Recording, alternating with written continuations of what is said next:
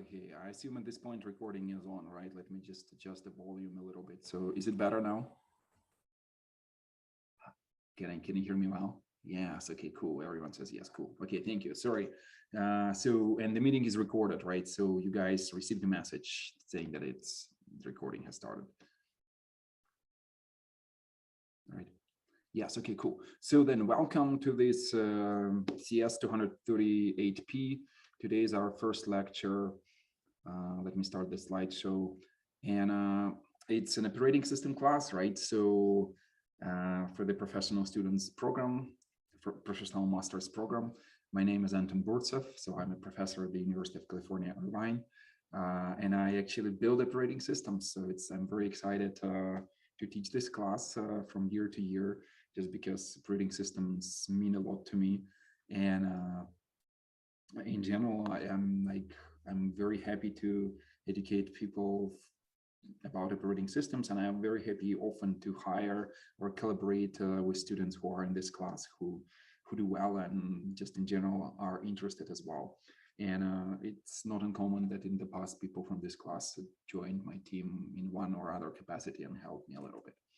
And that was great, right? So let me just quickly again introduce myself, right? So as I said, I'm building operating systems since around year 2000, when I still was a student myself, and I was lucky to work with various prominent teams like L4 team. I don't know, you probably have heard about the CL4 microkernel.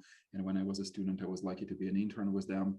And I built something what is called a micro-itron specification. And it's a popular specification in Asia for embedded systems. And then for L4 microkernel. And then I built a couple of my own operating system, E1 OS, which was my student kind of like prototype when I was a student, contributed to a little bit to Xen ecosystem, but never really merged anything. And then built recently with my students just a couple of other operating systems, like those lightweight capability domains, LCDs, and lightweight VM-Func domains. Now we're working on Redleaf, which is a new operating system in Rust language. By the way, I forgot to say that despite the fact that it's a synchronous Zoom lecture, I mean, despite the fact that this is Zoom, I will really appreciate questions. So I keep the chat here open, right? I will try to keep it most of the time, but nevertheless, feel free to unmute yourself and ask a question. It's okay to interrupt me. I can always recover from any mid-sentence interruption, so it's just fine. So let's try to make it as close to a classroom as possible. I mean, my biggest concern is that I cannot see you. You can see me, right? And I'm here happy dancing here, but I don't see your eyes. So for me, it's much harder to judge what's going on, right? So I cannot like see when you fall asleep, and I have to wake you up. But fine. I hope it will work anyway. So for personal reasons, I have to teach an online class, so I cannot teach in person this year. So what is this class? So it's around 90 students. So everyone is a professional master student. We meet online, so synchronous Zoom lectures. All the lectures are recorded and will be posted online. Usually it takes about a couple of hours for Zoom to process the recording and make it available for me, and I will try to upload it right away. If I forget for one reason or another, just feel free to remind me and I will go ahead and like push it online. And we have two TAs, Claudio and Elahe. And Claudio was a TA in this class before several years ago, and I think Elahe is a new incoming student. I'm not sure, but she's TAing this class for the first time, but she has some operating system background as well. So if you really want to communicate just with TAs and myself, the best way to reach us is to send a private message on Piazza, right? So like private instructor's message, and it reaches only us. You can send me an email. I will try to answer, but Piazza is usually a better deal, especially if you want to like change something, like your homework didn't get graded correctly or something like that. You send it, and it's mostly TAs, right, who grade, right? I can say yes, sure, I agree, but it's much easier to do on Piazza, right? And most of the class resources, or almost everything, will be on the class web page. So it's this 238p operating system web page. We'll have Piazza here for asking questions and just in general, for like, I try to be almost real time on Piazza. Unless I'm busy with something, I will try to answer right away. And I try to answer many questions, and TAs will help me as well to answer the rest. Uh, so please sign up. There will be a sign up link here on the web page. So you can just click and sign up. It's open for everyone. We will have Canvas. Essentially, Canvas kind of is easier to use than a mailing list. So I'll just be posting announcements on Piazza when the new homework is out. I will send on Piazza, and Piazza will keep track of the deadline as well. But submission of the homeworks actually will happen on Gradescope. So we will be using a different tool. I don't think it's not yet added to the website, but Gradescope is a tool which will allow us to essentially, you submit a homework and we use an automated grading system which runs your homework in a container, extracts the output, and essentially tells us, okay, and gives you a grade. And I mean, there are advantages and disadvantages to this approach. And if you deeply like, there were cases when people were saying, okay, I'm correct, your autograder is incorrect. We will look into it and we will fix the grade, right? So don't worry about it. But in many cases, it also happens that you try running it on your machine. The environment was set up in such a way that you just got lucky, and you say, look, like I got it right answer, and then you run it on the autograder, and it might be like slightly different answer because the environment is different and maybe your approach was wrong to begin with. So several outcomes are possible, so don't worry about it. If worst comes to worst, we can always look into it, and we look often. But okay, automatic grading like allows us to grade 90 people in the class with 2 TAs, and that's just fine without like, you know, losing our mind. Are there any questions at this point? I will be stopping once in a while, offering you to ask questions.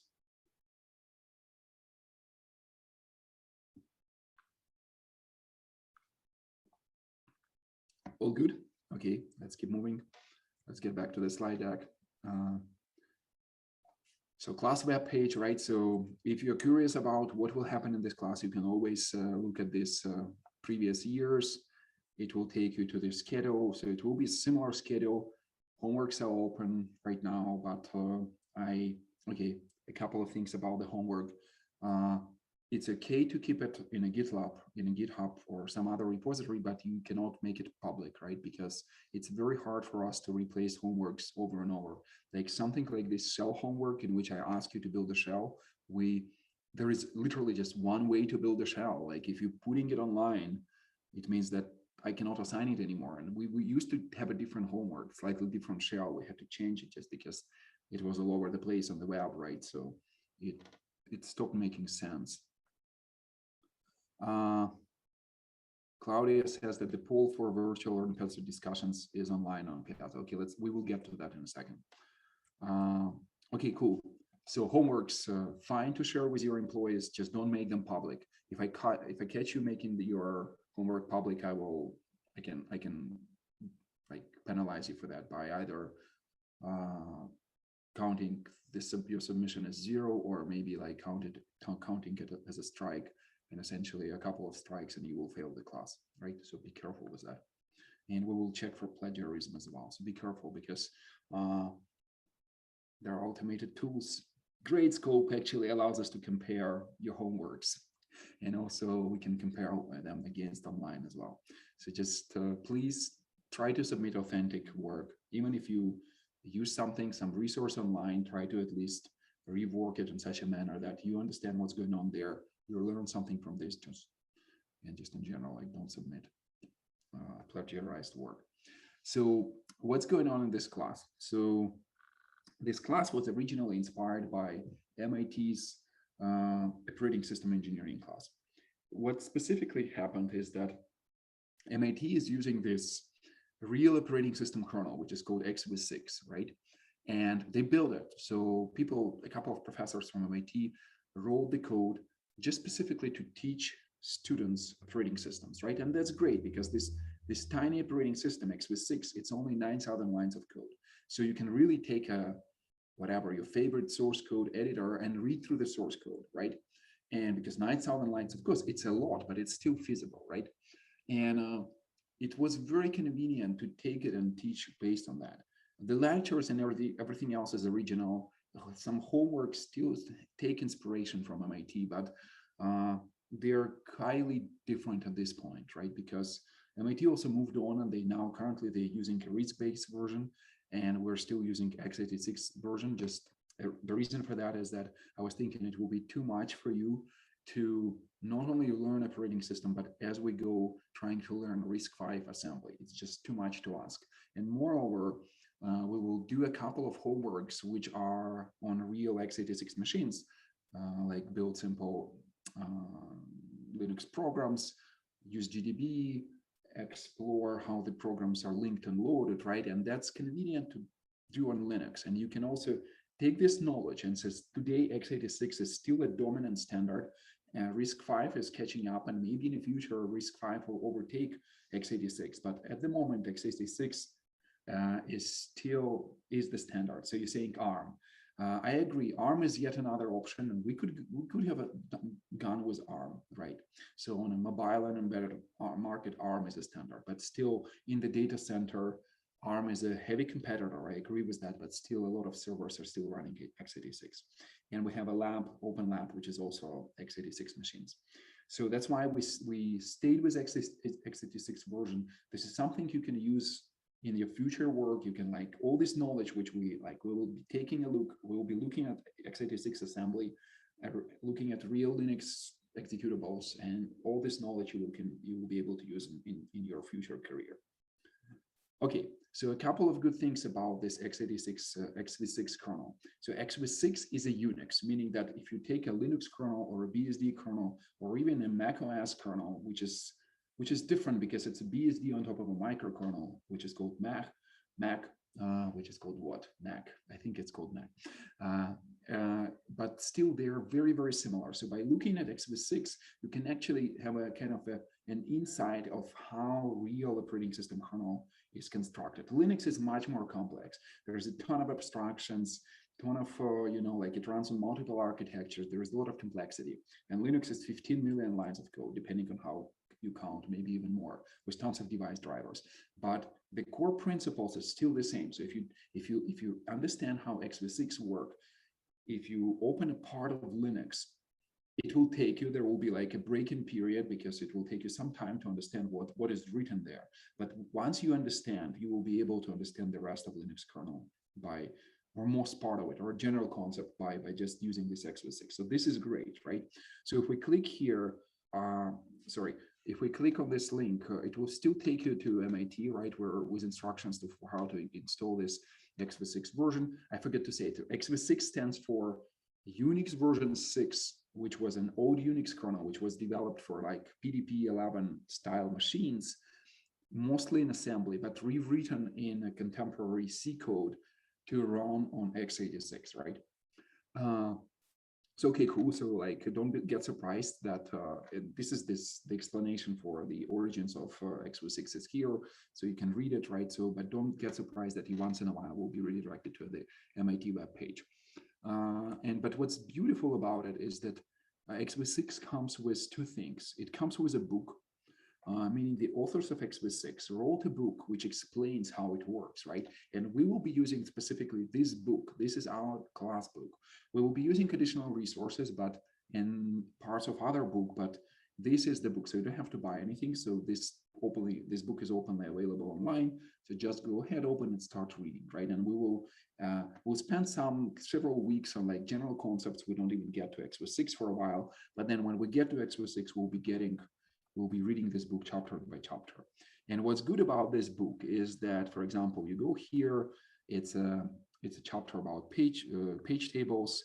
We'll be looking at real page tables, and it once in a while has a reference to the source code, like 1840 here, for example. What does it mean? So here, x86 it's written in such a style, that you can print out the source code of the kernel, and it fits on one page, right? So it fits like in 2 columns on one page. Let me just scroll down a little bit. And each line has a number, right? So there is ups and downs to it. So for example, here, if you open the source code or like bits of assembly, that might be too hard. Let's scroll down a little bit. So for example, if you want to see how fork is implemented, you can simply search for this, get to the fork function, like for example, this one, but you will notice that the style is dense. So it uses like a two space indent, right? And which sometimes you see, oh, like it's not what I like was taught before, but really it was done. And all the variables have this very simple names like I and PID, process ID. They very like carefully chosen this.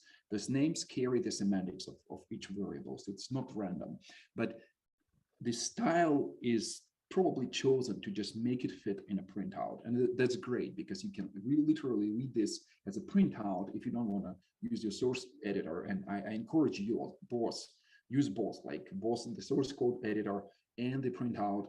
But what I meant to show you, right, is that when there is a link 1840 here, which has main cause KV malloc. And we go there to 1840, so we can search for 1840. And we 1840, keep searching. Yep, what am I doing wrong? Searching in the wrong direction. So right here, so you can, the book itself links to the source code, right? And so when you read the book, you actually have to read the source code along, right? So that's the beauty of it. So this class not only teaches you some abstract operating system, but it teaches you a concrete implementation. And it teaches you to read the source. And I don't know how proficient you are, whether you read previously big source, open source projects, or even proprietary at work. This is a great skill to be able to read the source code and understand what's going on, right? No matter how much I will teach you, this is just a collection of ideas. The concrete implementation is there. And if you want to see how the fork is implemented or how the page table is implemented, you can go and really read, like, for example, this, which deallocates user virtual memory, like walks a page table directory. So if you want to see how to walk the page table directory, you just go ahead and search for this identifier like you always do, right, in the source code. And 1735 is where it's defined, right? And you can read through it. And right now it's a little bit crazy. So I'm not arguing you to start reading right now. But as we go forward, you will have to read the source code. In fact, this is the way to succeed in this class. Read the source code as I'm teaching the lectures. But for the first couple of weeks, it will be like a lot of general concepts. There will be assigned reading, but that's not yet X6. Okay, let me stop here again for questions. Are there any questions you may ask right now?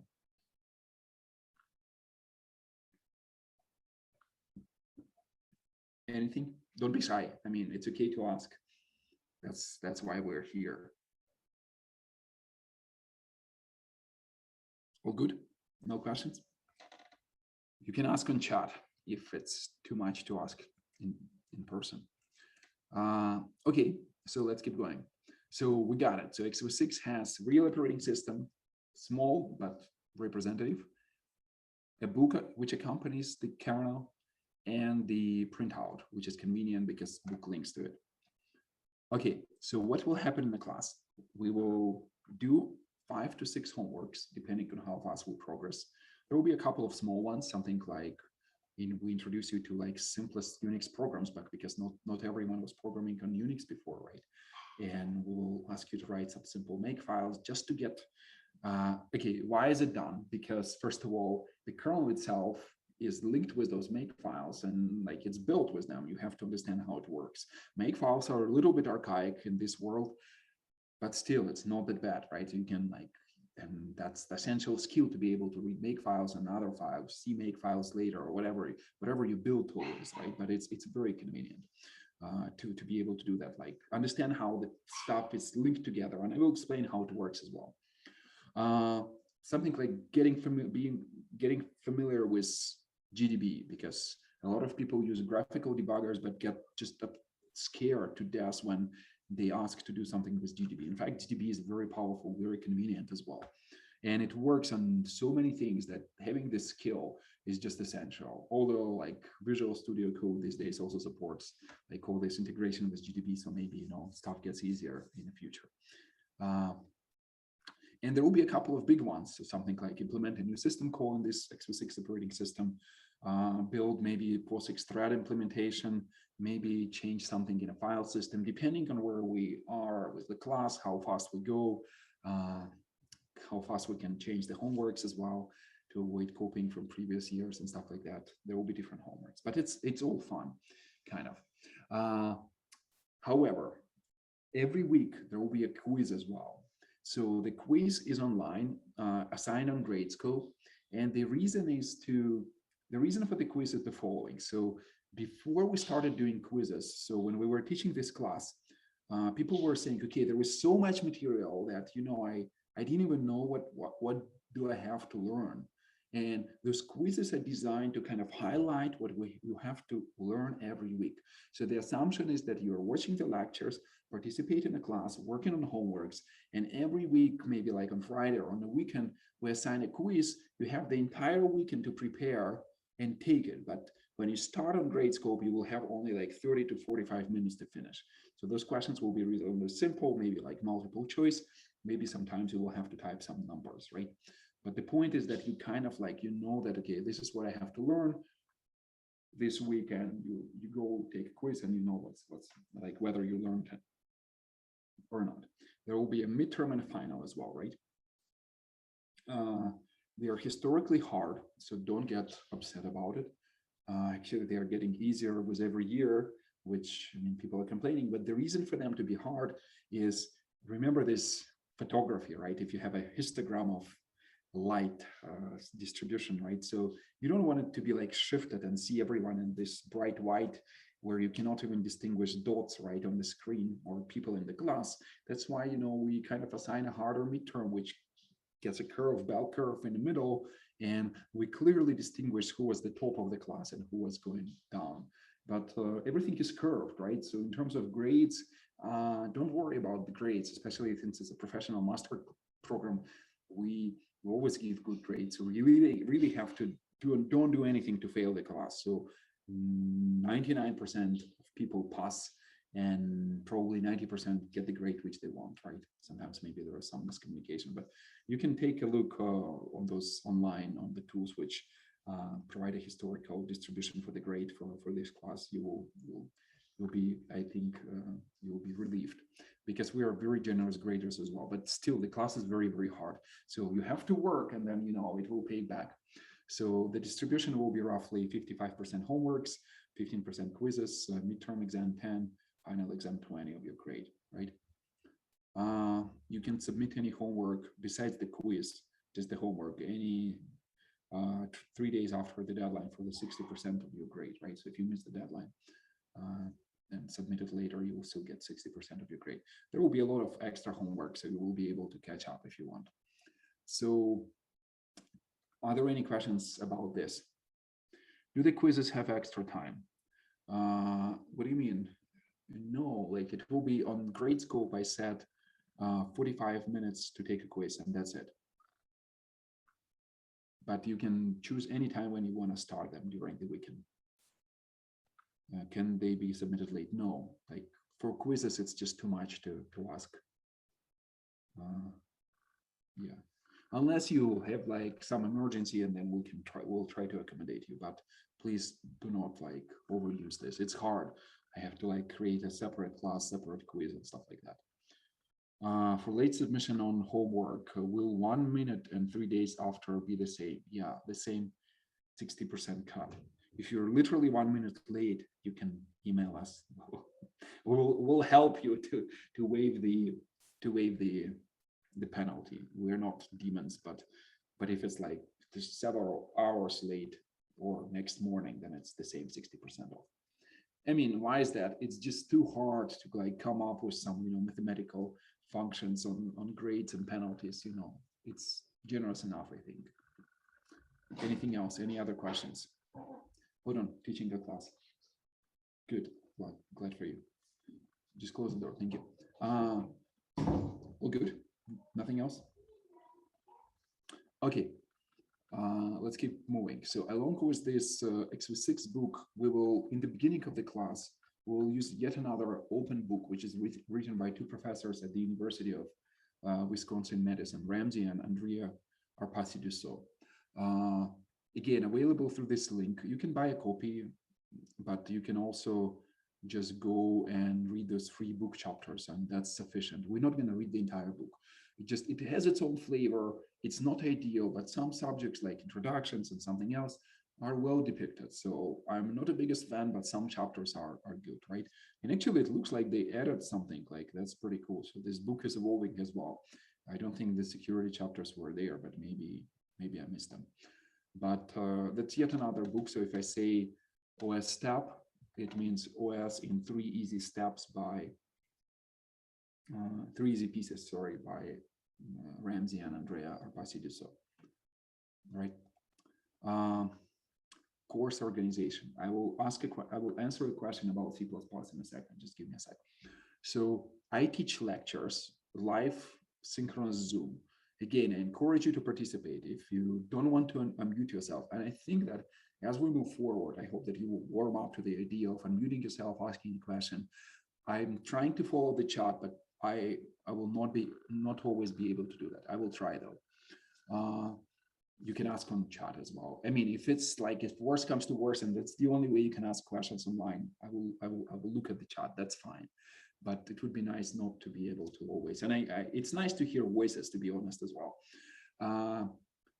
Reading. So we read this X6 book and bits of a step book, homeworks, quizzes every week.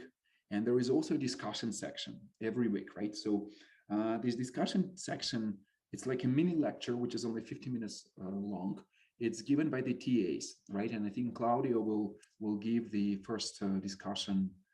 I forgot exactly. It's actually this Friday, I think, right? And the discussion sections, again, if you care to ask a question, what they are about. So in the past, so for example, there was a first discussion on class logistics and intro to Linux and C pointers, because people are struggling with C pointers. So we decided, okay, we'll do a lecture like on C pointers, because star, like what is it? No one knows, right? But typically we follow the most pressing concerns in the class. So meaning, like if there is a homework on GDB, we will do a discussion on GDB. If there is a homework on this OS operating system interfaces like exec and pipes, there will be a discussion on exec and pipes. And later on, there will be discussions geared towards helping you to solve the homework, right? So there is a thing we are deciding between whether we want to give those discussions in persons, because TAs can do them, or we want to take them online. And it's your choice. So we are setting up a poll on Piazza to essentially asking you to vote. And if there are only a few people who don't want to do that in person, we will do them in person in the class, right? If, however, you believe that, okay, it's a little bit safer to stay home, or it's just more convenient to stay home and do the Zoom, again, synchronous Zoom for the discussion, but TA will be teaching, we can do synchronous Zoom. So please vote so we can make a choice, right? And Claudio, I think, says that this week it will be a discussion about the GDB, right? So cool. Okay, so prerequisites, and that's a question about C++. So in general, the class is designed to be self-contained. Why is that? Because I've seen people who are very advanced and can almost handle a graduate level operating system class in this MCS program. And there are people who it's their first operating system class, and I have to kind of find a middle ground to make sure that I teach for this for the majority, right? And that's why this class is somewhere in between the graduate and undergraduate class. It's a very good class. It will teach you a lot, but still, it's not like a real graduate class. But graduate class has to be taken after you already took an undergraduate class. And everything is kind of made to be self-sufficient. So I will teach you bits of assembly, teach you how the programs are linked and loaded, make files, stuff like that, GDB, and then we will how the hardware works, how page tables work, how we boot into Hello World, how we boot into main, how we evolve from there, how we construct the first process and stuff like that. The speed will be, today it's a very slow lecture, so just stay back, enjoy your time, but it will get very fast, right? So you will have to be concentrated, and don't think of falling behind in this class. So catching up will be hard. But essentially, the only prerequisite is a solid C skills, and you can look at this picture, right, which says a couple of braces and stars. So what does it really mean, right? So C is simple. That's why when someone asks if C++ is sufficient, don't be, yeah, if you're late, you can watch a recording later for the beginning, but depending on what you mean by C++, because C++, sometimes it gets so high level that you program against the standard library and you will never see a row pointer whatsoever. Everything will be like some kind of a smart pointer with, partially automated memory management, right? So if you are not fresh on your C skills, then you will quickly start reading the Kernighan-Ricci book or some other resource on C programming language. And that's essentially, that will be your first assigned reading. So it will be book on, I will assign it later today, but it's essentially, it's not here, but it's a link to the book by Kernighan-Ricci, the original authors of C, right? Why is that so important? Because you will have to read the source code of the kernel, right, as I was saying. And when something like, you will have to be able to read this line, which is not super hard. So it just says, invoke a function my CPU, get a current CPU data structure out of it. Then it's a pointer to the TS field of it, and then assess, and then you take sec data, which is shifted by 3, right? So that's not super hard, but there will be something like, we will be using pointers like here, for example, and you need to understand like something like a plus page size, and then a will be at some point typecasted to a char pointer, right? So it's an address which is typecasted to a char pointer, stuff like that, because a here is unsigned integer. So you need to understand how it works. And okay, TAs are here, I'm here, you can ask a question, I'll try to help, but still your C skills and the program assignments will be C, right? So you have to quickly ramp up your C skills. And there will be bits of assembly, but don't be scared. So we will review the assembly. There will also, it will be like coding by example. It's mostly designed to break the fear, meaning that I will convince you that writing assembly is not as bad as you thought, right? So everyone can do this, right? It's not like you have to, like train for 5 years to do that. So yeah. And you also need to be able to work and code in Linux or Unix environment. However, these days, stuff got so, with Visual Studio Code integration, you can code on one server, execute on another, stuff like that, right? So let me stop here for questions. Are there any questions to ask at this point?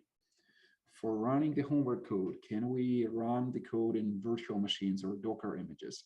Because I don't have an x86 machine. Absolutely, go for it. Like, as long, first of all, like the assignments are designed to work on this beautiful OpenLab cluster of machines, right? Sorry, so it's a little bit on Unix Zoom is a little bit like everything is a little annoying. Sorry. So here we go, for example, to this OpenLab cluster. You also have access to it, so it's a certain as one machine, and it's a Linux environment, right? You name. This is your lab machine. If you feel like working on those machines, go for it. You can, first of all. Second of all, the homeworks which work with x86 itself, we will be using a QEMU virtual machine. So you can build it on ARM as long as it emulates x86, which it does. Everything, you will be just fine. So, but you can set up your own environment with whatever you want. Containers will not cut it because containers do not translate between ARM and x86, right? So you really need an emulator which translates between 2 different instruction sets. Could you increase a bit the font in the terminal? Yeah, okay, that's a good idea. Thank you, Claudio. Yeah, I forgot about it. So there is nothing to see, but really, yeah, that's a good thing. Okay, any other questions? But OpenLab is a default place which we support in the class. So if you have a really like nothing works, we will try to debug your setup and try to help you to get it running. But at some point, resources will be limited. So start with OpenLab as well. Anything else? Any other questions? Okay, let's keep going forward. How to succeed, right? Read the source. I have a favorite story about this class. I have 2 favorite stories. Okay, 1 and 2. Let me go with the first one. So for a couple of years, an undergraduate version of this class was the top student in this class was a female. And I remember them like all three of them. And the first time the female student succeeded, I asked her, I wanted to hire her for my research team. So I approached her and asked her, okay, look, you did so well. So what's the trick? You probably had some previous operating system experience. And she says, no, really, I haven't. And really, I just, well, like, I did what you told me. I was reading the source code, and at some point I started understanding what's going on. And that was the answer, right? So that's, she succeeded. I wasn't lucky to hire her because she moved on with her career, took a job and did a master's. I wrote a letter of recommendation recommending her for the master program. But that's the way to succeed. Is it recommended to use OpenLab? Do you use OpenLab? Yes. Can we run QEMU in OpenLab? Yes. Their instructions, which we provide online, will tell you how to set up QEMU on OpenLab. You will have to build your own version slightly. And the second story, which I wanted to share, I also had a student who was working for me later on, again, very, very successful. And when he was in this class, back when it was in person on exams, back in the days, I was asking him even harder exams. Like I was really kind of torturing people. And on the exam, we were enforcing it's. Oh, by the way, I forgot to say, the exams are open book. Like you don't have to remember anything. It's open book. It's even open internet. Why is that? Because really, I say use anything online. I mean, my goal is for you to use the book, x86 book, and be able to search through it, and use the x86 source code and be able to search through it. But it's very hard to enforce. And maybe back in the days we were enforcing no internet access. Right now, you can access the internet if you want. The only limitation is that you cannot ask for help, and you have to submit your own original work, right? And so you cannot chat asking, okay, what's the answer? And you cannot ask someone to solve it for you. However, back in the days, most people were typing letters like crazy, in a Google search, doing what is this answer, and then writing me some nonsensical answer in the answer box, which I'm not shy putting 0 for nonsense, right? But that guy, my friend, my student, who was really successful, instead of typing in a search box, he was reading the source code of the kernel, because all the questions which I ask, the answers are rooted in the source code of x86 kernel. And my TAs who were circling around the class, they were saying, okay, look, he was the guy who was reading the source code, and really he got the top mark on this final or midterm exam. So that's the story of success. Just read the source code, right? How to succeed, number 2. So don't get scared. And it happens less in the graduate level, like in this MCS level version of this class. So people are not as scared, but in the undergraduate version, people get scared, gets frustrated. There will be a ton of materials. I'm pretty sure that everyone succeeds. As I said, it's very rare that people don't get it, but it will be hard. So there will be a lot of work. So take it step by step, watch the lectures over and over. It will start making sense. There will be abstractions are hard in this class. And since we go deep, when we will be talking about context switch, we will go down to the assembly. We will save all the registers, push them on a stack, flip the stacks, and restore the registers of another process from another stack, right? So you will have to understand how it works. But the beauty is that you will learn it, right? So by the end of this class, you will be able to say, look, on a job interview, will say, I know how it works. Someone asks, what is fork? And you say, yes, let me tell you, I remember the source code of fork because I wrote one myself. And that's a, exciting feeling of satisfaction, of knowledge, I guess. As I said, we are very generous graders, but don't abuse us. We also react negatively when someone says, well, look, give us this 10% back. Just don't be greedy. Just do an extra homework and you'll be fine. It's 55% of your grade anyway, so just submit the homework. And that's probably it for the intro, and we can stop here for questions. And as I said, I encourage you to ask any questions on Piazza. You can go as anonymous or use your name. If you will be on between the 2 grades and you say, look, but I was so active on Piazza, I helped other people, I will be willing to give you an extra credit for that, and we'll go up with a great mark. So help other people on Piazza. It's very exciting to help people share your own knowledge, how to set up something, how to do XYZ, right? So use Piazza a lot. That's my suggestion as well. So, okay, sorry, let me stop for questions. That's your chance to ask some. And we will move on to this kind of like a slowish but introductory lecture on operating systems, since we still have like 40 minutes at least. How do we do the setup on a Windows machine? We will explain, so it's don't worry. Right now, the first couple of homeworks will be on OpenLab, so it's like SSH into OpenLab, and do like something like simple make files. On Windows now, there is a Windows subsystem for Linux, which you can install, and it's a virtual machine which runs on Linux, which runs on Windows, which supports like I think Ubuntu or Debian distribution, and in many cases it will work. So you can start. I had some unpleasant experience, but I've seen some people being happy and using Windows subsystem for Linux, but there is always OpenLab, and you just SSH into that. Yeah. Anything else? Ubuntu. Yeah, Ubuntu. Ubuntu. Okay. On the canvas, the class schedule is mentioned from September, but I believe, no, the class is not extended. I probably copy pasted from previous year. I was also surprised that this time it's so short. So what happened? Last time they extended it for whatever reason. Not sure, right? I don't know. Yeah. So don't worry about it. That's like a mistake. The last day of classes is our last day for real, and there will be only like maybe some unfinished homeworks, but not many, and the final, which is scheduled for us as well. The final, we will decide whether we will keep it in person or we'll do it online. And if you're suddenly cannot take it in person, we will accommodate you as well. We'll find a way, so don't worry about it either. So what else?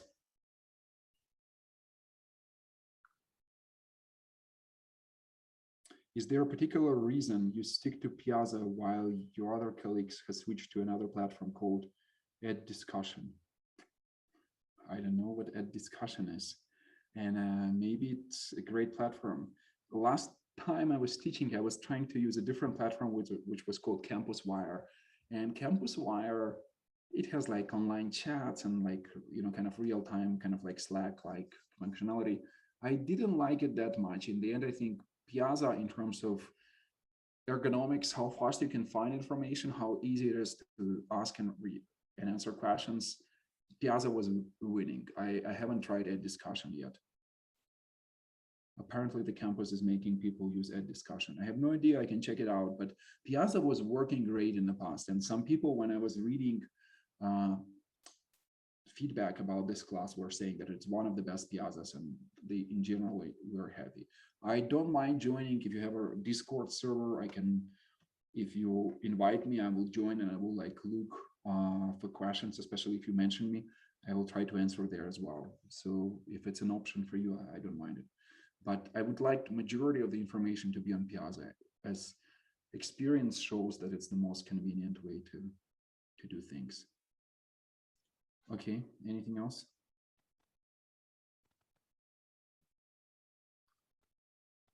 Okay, hooray for Piazza. I also like it. It's unusual interface, kind of oldish, right? But it runs and works, delivers the purpose.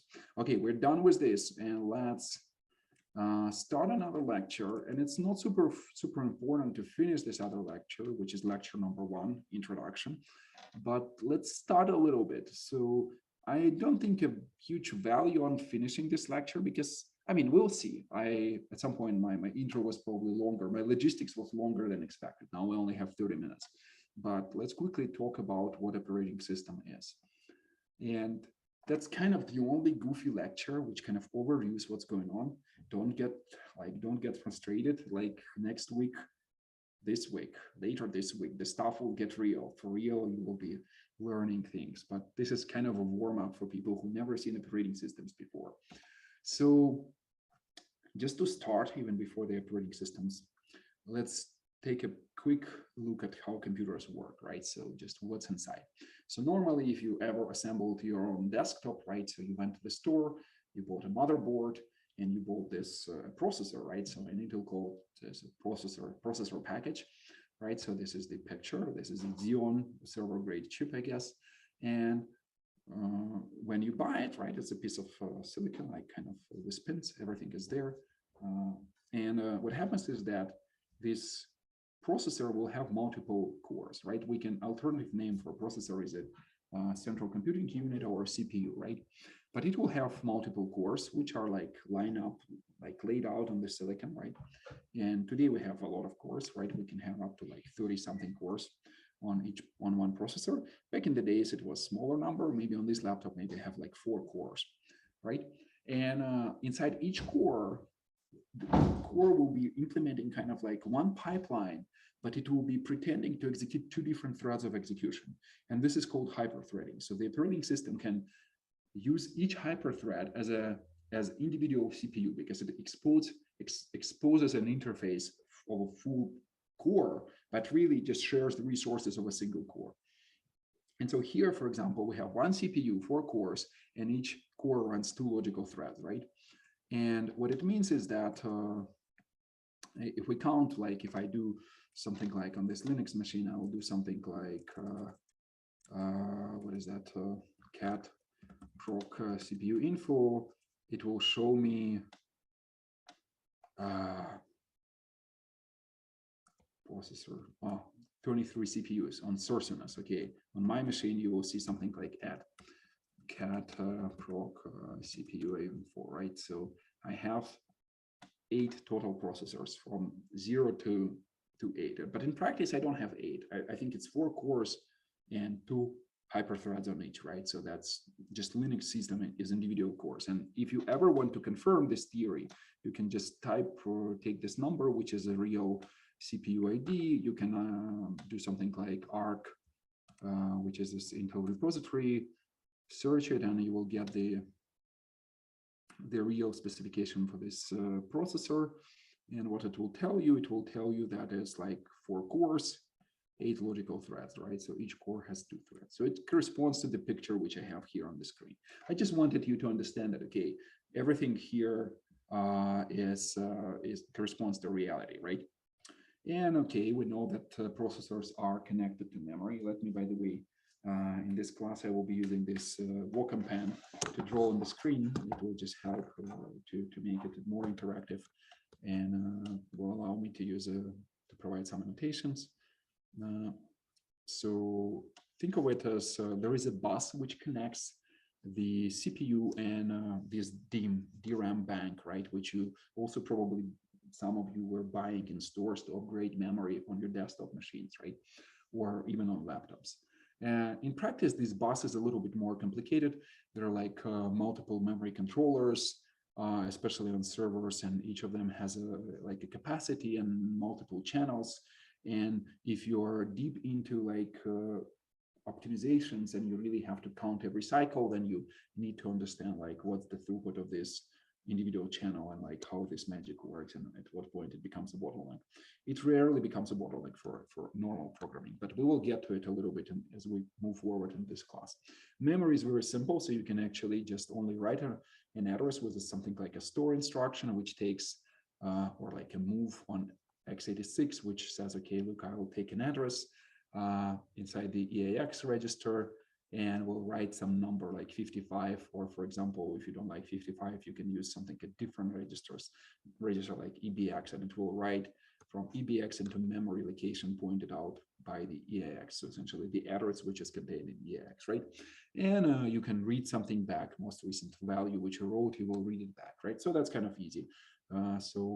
But what's more interesting, I mean, like I'm just recapping it for everyone so we understand what's going on. What interesting is that what is each CPU doing internally, right? And CPUs are reasonable. I mean, inside they are quite complicated. You have to take an architecture class to understand what's going on. But on the surface, the interface of the CPU is reasonably simple, right? And CPU does the following fetch, decode, execute loop, right? So what happens here is that typically the way computation is structured is that it has 2 magical registers. One is the instruction pointer, IP, and R stands for 64-bit version of instruction pointer. So for a 32-bit version of this register on x86 is called EIP, right? So just E stands for 32 bits. extended, and R, I don't even remember what R stands for. And there is a second one, stack pointer, which points again to a memory location, which is used for the stack, which is used to implement call and return primitives. So essentially allows you to invoke functions. So we'll talk a lot about it. So don't, like, if you don't follow right now, like, or I'm going too fast, don't worry too much. So all of it will be covered later, right? But just to give you an overview of what's coming.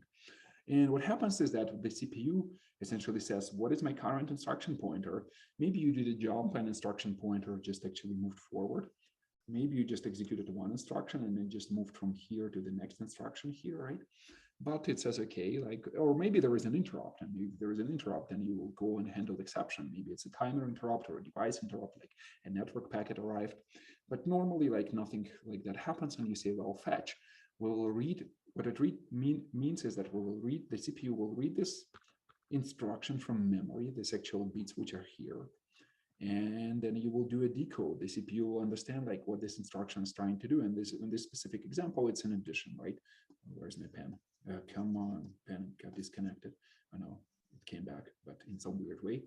Erase a link. So it says, okay, like I got it. So I'm executing an addition, right? So CPU does just decoded the bits and said it's addition. It uses like 2 registers, and that's probably incorrect for x86. And maybe it does something like RDX equals RDX plus RX, right? So add these 2 registers and put results back into RDX, right? And it does something what is called a register read, like, which is a little bit low level for this class, doesn't matter. So it reads values from registers and then executes the instruction, just does essentially like actual addition. And a couple of things can happen here. So maybe we're accessing an unmapped memory, and something what you call a seg fault or a page fault might happen. And the extraction cannot proceed because the memory is not mapped, so you don't really know what value you have to read from there, right? Maybe it's some kind of an out of bounds access. Maybe it was a division by 0, right? And at this point, the computation is undefined because there is no good number to provide as an answer for division by 0, right? And so again, so the CPU might switch to this exception handling pass, and it will save some information about the current state of the program. So operating system or your runtime, like a language runtime, can recover from it. And maybe it wasn't like, maybe the page is swapped out and you swap it back in from disk, put it in memory and continue running happily, right? Like nothing happened after the exception. But maybe you will terminate the program or something like that. But the beauty of it is that even if exception happens, the CPU, after saving this information, will continue the same fetch, decode, execute loop. So here, after saving all of it, and we will have like a lecture specifically on exceptions and interrupts, you will understand all the details of what needs to be saved and how. But the idea here that in the end, you will jump back here, remember, to this IP generation step, and you say, wow, my IP was here and exception happened. I used some specific table, which is called interrupt descriptor table. It contained the pointer for the handle, and my instruction pointer will be now pointing here. So you will start executing this in interrupt handler, but really it's just the same fetch decode execute loop. Like exceptions are not magic, just IP changed and you save some information, but you just have to understand that, okay, nothing really like unusual happened here, right? And CPU continues its job like before, right? Okay, so but maybe exception didn't happen, like an instruction is ready to be committed, right?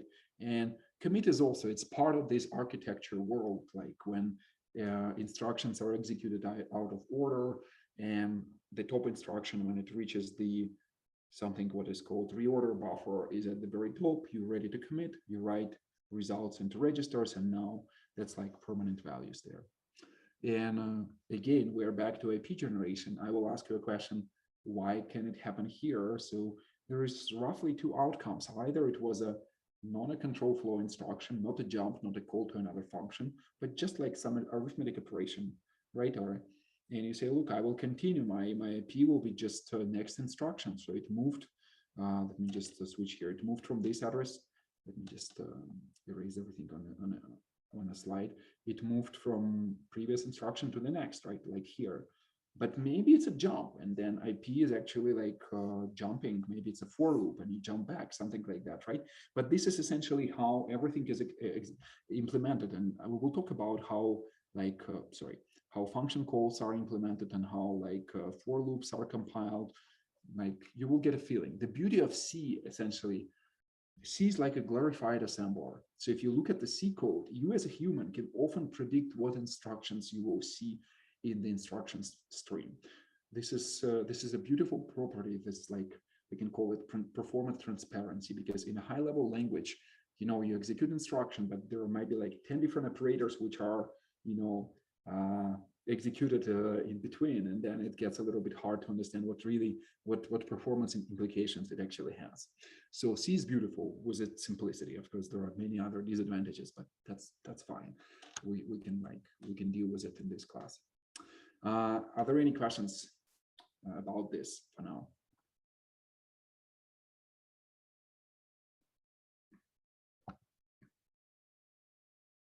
Everyone is good? Okay. So, and that's essentially like what CPU does. And the thing which I wanted to observe here is the following. Like, remember what I said. CPU just simply executes instructions by instructions, right? This is your IP instruction pointer. Sometimes you jump, invoking some other functions, right? Sometimes maybe you loop, executing the same code over and over, like looping, and maybe you return back, right? You say, look, got it, very simple. Like, it cannot be simpler. The question is the following. At some point you see a screen, right, with multiple windows, and you know, like Zoom or something running, and you know, something is blinking, and the question is how do you really get from this like simple model where CPU executes instruction by instruction to the screens and windows where everything is composed on the screen? We can talk over the internet, right? And my promise, to a degree, that by the end of this class, I might ask you a question like something like printf hello world. Hello, I cannot even spell hello anymore. And I will tell you like, can you explain me what happens when you execute this line of code? And you will be able to answer up to the point that you will be able to answer like how this sign H shows up on the screen, which is kind of beautiful, right? So it's kind of, you know, top down what happens when, and I like, if we talk a little bit more, you will tell me like what happens when, why is it like, I see myself on Zoom right here, right?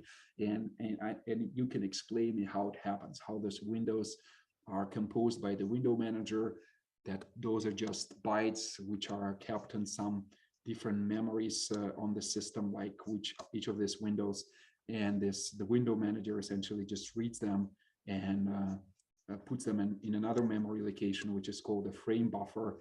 And this frame buffer is continuously read by your graphical card. And essentially there is a microchip there which converts it into like digital signals, which, you know, sent over the cable. Sometimes it's HDMI, so it's still not an analog signal, but still digital. And then, you know, you have a screen of your laptop, which essentially has also some microcontroller, but it knows how to like draw dots on the screen, right? And essentially that's how everything appears here. And we don't spend a lot of time on like talking device drivers in this class, but at least you will have a feeling, okay, I get it. Like I can read a little bit and I will understand, and like I'm almost there, right? But at least some high level, like not high level, pretty low level questions you will be able to answer. Okay, let me stop here. Like, are there any questions right now? H top, I know. Okay, good. So cool. And now I'll ask you a question. So what is an operating system? It's time to unmute and answer for the first time. So what do you think is an operating system? If anyone asks you. The first program that loads into your system. Good answer. The first program which boots into your system. Any other ideas? Can you characterize this first program? Although you're absolutely correct, I totally agree with you, but it's a little bit of a narrow definition. Maybe you can, like, if a child asks you, okay, but that's it, like, what about those windows? All right, it's no matter who boots first on the machine. Like I still want to see, you know, I want to scroll my tablet. Like, how does it work? It's the resource manager. It's the resource management. You clearly read a book about operating systems. What a little bit like a more natural way to explain what resource manager is that it helps multiple programs to share the same hardware, meaning that maybe some of them will have like a larger fraction of a resource, of a CPU resource, and maybe run for like 1 millisecond versus half millisecond. But the point is that they will be taking turns, and somehow it will appear like all these programs are running on a single core or on a single CPU with multiple cores, but they will be sharing them somehow along with sharing memory, right? So this is operating system. Yeah, it implements this logic. So essentially, one program runs for a while, then a context switch, timer interrupt comes in, or maybe this gets idle, and another program runs, right? So that's a good answer. So understanding that the programs take turns. What else? Who can tell me anything? Sharing hardware. Anything else? I don't know if it necessarily has to have one, but it usually handles the user interface and stuff, right? UI. So yeah, so this is also like, and UI can be different, you know, like if you booting something like a microcontroller, or my other favorite example, something like a Fitbit device, like what is it, like, I don't know, like some kind of a health tracker on your wrist. Maybe your interface is just a blinking, you know, LED, right, which says, okay, I'm alive, or you did a step, I'm still tracking. But maybe it's a couple of levers, which like a running string, which tells, okay, you did like 1,000 steps since morning, or something like that, right? But you're right. So it's a stack of software which has a dual purpose. So first, it kind of abstracts the hardware. So it will have something like a device driver here. It's a piece of code which essentially says, okay, I know how to connect to this specific piece of hardware. Someone read the data sheet and like understood that, you know, you have to write into a specific memory location with a regular write, like writing in memory. And then this write somehow reaches the hardware, and the hardware reacts, like output something on the screen, right? Or maybe on top of that, there is a stack of protocols, something like TCP/IP, which allow you to send and receive packets. Or maybe it's your GUI interface, so it's a graphical set of graphical drivers, and you submit like a letter, and it uses a font to like render it somehow, right? And sometimes it's part of the operating system kernel, and sometimes it's part of the operating system userland, but still can be considered part of the operating system, right? So it's there, and like today we compete, like essentially that's the success of Android and Apple phones, like a very convenient UI, which is designed for you to scroll and like with 2 fingers or 1 finger. And that's the beauty of it, right? It took us quite a bit of time to get there. We used to have those styluses, right, which were annoying. Okay, cool. UI, or let's say device drivers, and in general, like various abstraction stacks. So sometimes on top of a disk device drivers, if this is a disk, or like maybe we should draw the disk like that, there will be a block device driver, BDEV, and on top of that will be something like a file system sitting here. And in the end, the interface which you get, you can like open a file with open command, which allows you to use a human readable name like foo here.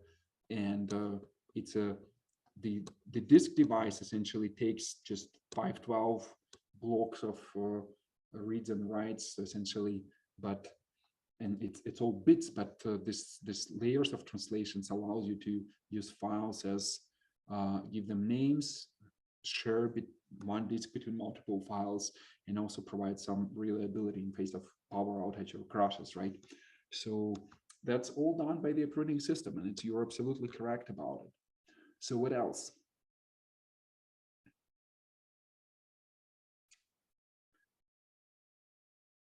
Who else have any suggestions? I would say a not to be overlooked role is the maintaining the health of the system. Like things can crash, things can go horribly wrong, and has many code paths to try to recover and maintain the running system. Yeah, all the modern operating systems are not that good, but you have a point. You have it. I think you're onto something different, but very important as well. So operating system kind of protects the hardware, and there will be a part of the system which is called the kernel, which, as someone mentioned before, boots on the very first thing which boots on the hardware, and then creates multiple processes of execution, and it enforces the invariance that one process cannot, for example, harm another process.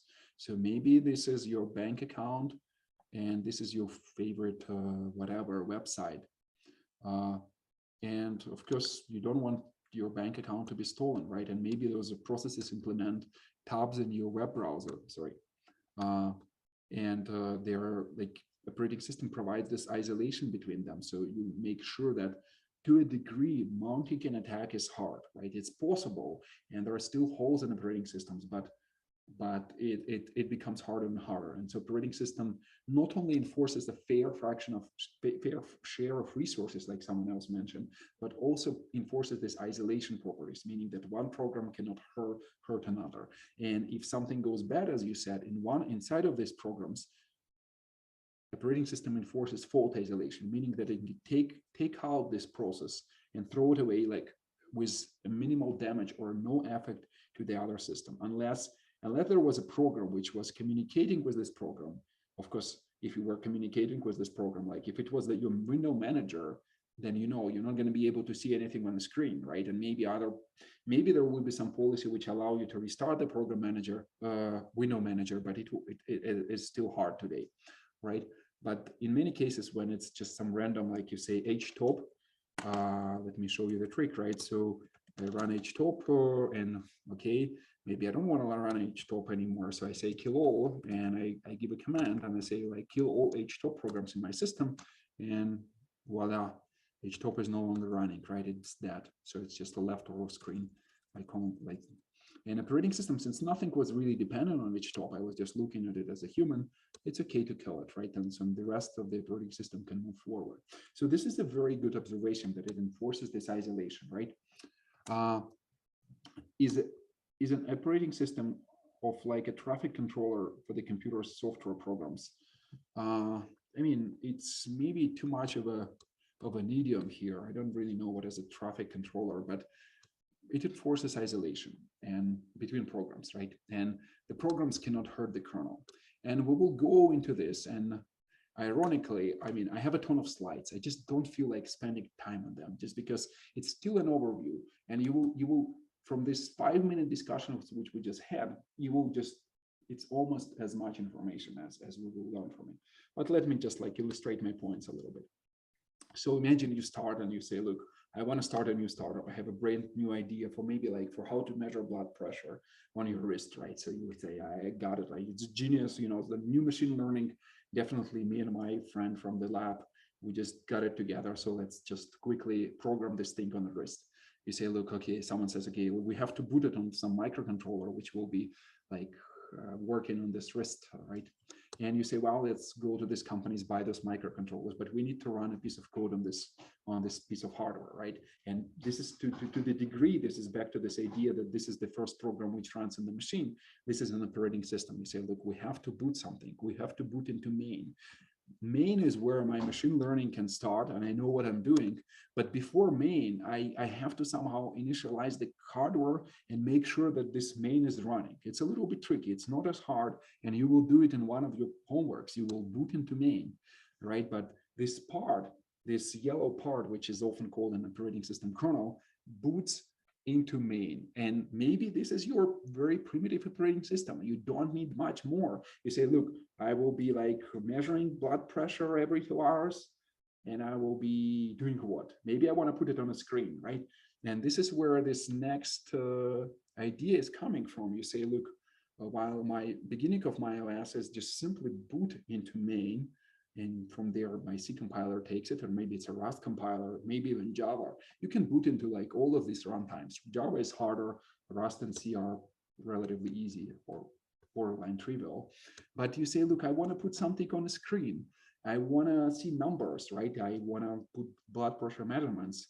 And you say, look, I read the data sheets. I understand that if I write into this memory location, something will pop up on the screen, maybe a letter, maybe just a dot, And you say, but really, it's so annoying. I want to write this printf function. And you say, look, I understand how the hardware works. So here we have to slow down a little bit. So remember, we covered this memory bus and the CPU, right? But we haven't yet talked about the devices.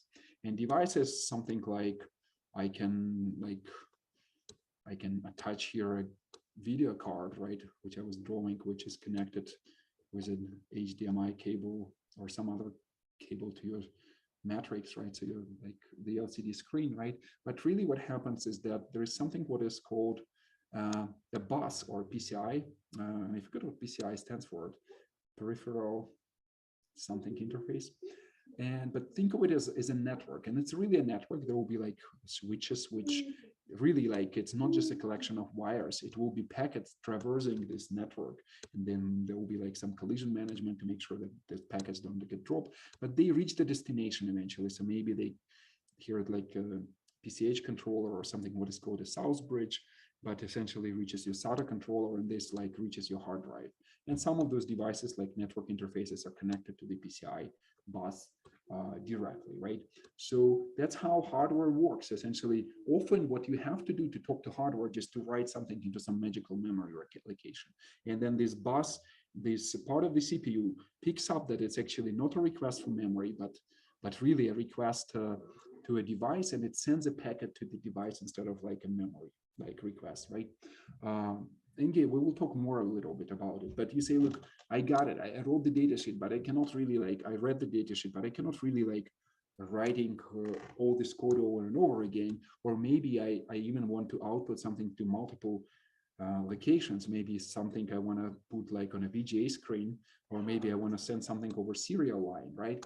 And maybe it's the same text, and you say, well, I will implement this printf function, which prints something on the screen. And you say, look, and this becomes this, remember I was mentioning this abstraction layers.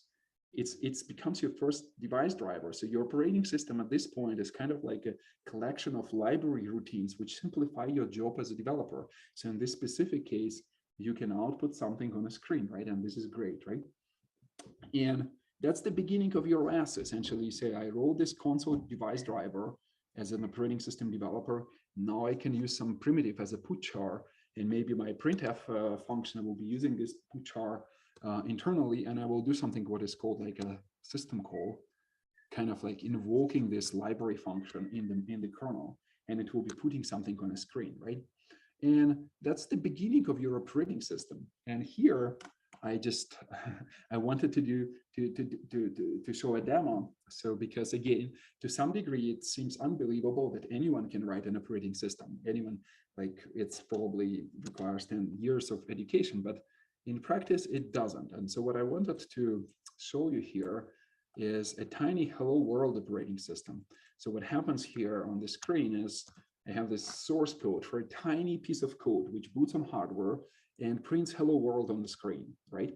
And it's reasonably easy. So there is a tiny, like I use grub for booting.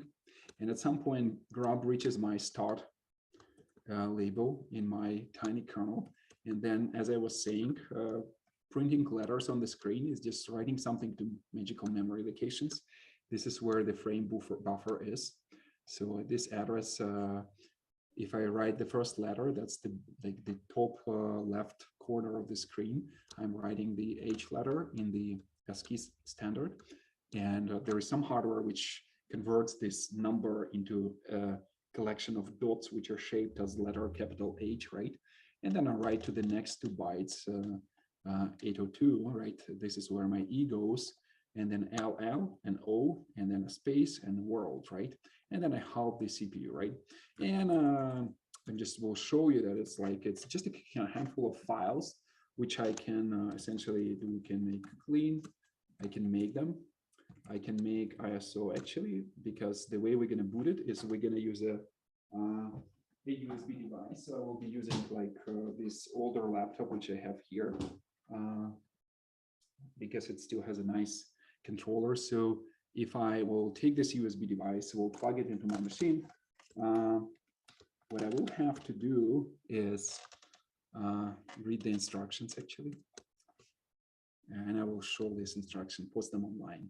So it tells me use LSBLK, hold on, use LSBLK to show, to see which, just to avoid overriding my own root, right? So I'm booting off this NVMe device. So SDC is this USB stick, which 7.5 gigabytes, which I just plugged in. So, and what the instructions are telling me, which I wrote myself, sorry, but I don't remember. It says, okay, do this magical sudo command, and cat readme, just let's copy it. Where is it? Where is it? Where is it? Where is it? So just do this DD, which copies this hello ISO image. Come on, reset. Let's do it again. Which will copy my wonderful ISO image, which I just built. Just bear with me for 2 more minutes. This is hello ISO, which we just where my tiny kernel is placed. ISO is easy because it's like, remember this compact disk. So there's a file system which is used on those compact disks. And I said which file, SDC. Let's double check before writing it. Let's be okay. SDC. Yeah. So supposedly, if we invoke this command, I will use sync to make sure that the data hits the actual medium. And now I have this kernel on this USB device, right? So easy. And we will use this tiny old laptop, which again is barely breathing and actually died before the, like on the last demo, which was embarrassing, but we still can make it work. And so here, what happens here, if you will be able to see the screen, ThinkPad, like we'll first get a fun error. Come on, again dying. Sort of error. Okay, but we will escape it. Is it? Can you even see anything? No. Let me try again. Let's try. It's if it dies again. It just was working 15 minutes ago before the class. Come on, come on, come on, come on, come on. It has to work. Get me to grab. Oh yeah, so grab. So this is first grab, but now we have to boot. Let me just type a couple of commands, which again we can get from the README. There is an easier way to do that, but essentially what I'm typing here is that I'm saying something what is here on the screen. So I will say something like, no, not here. I will do something like from this grub CFG, I will copy this multi-boot to at a specific location. Let me just quickly do this. It's of course a nice thing when you can do this in live in a room, right? It's a little bit bleached multi-boot. Maybe I can put it kind of right there. Is it better? No, not better. Maybe. Oh, okay. Maybe this can work. Let me just maybe something like this. Upside down. We should have rehearsed it a little better, I guess. Can you see anything? I'm not sure. Okay, forget about it. I'll show you in a second. Hello world. But it boots on this real, and your homework will boot as well. Okay, multi-boot to what is that? HD, maybe what is that? Something like HD1, and then boot kernel.bin. And then if I say boot, so this is the hooray moment. Like this is what I typed on the screen. I don't know if you can see. If I press enter, supposedly it should boot, and it actually printed hello world right here, right? That's what we wanted. No cheating involved, really. So yeah, so it's not that hard. That's the point, right? And from there, I will teach you how to, instead of like just using this assembly, how to roll this simple device drivers, how to boot into main. It will be one of your homeworks actually. So we should probably stop here because we're running out of time, but I appreciate your attention. And if there are any questions, I can stay for 5 minutes and answer them.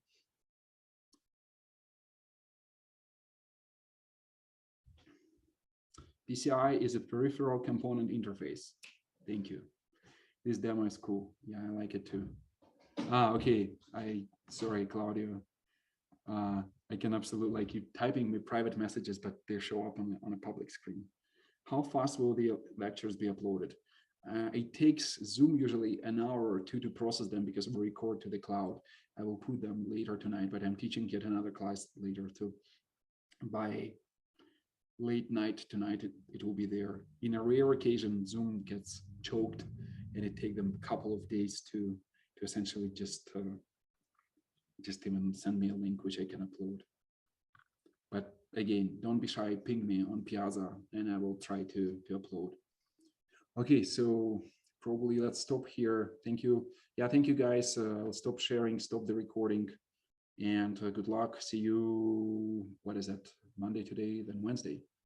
Bye-bye.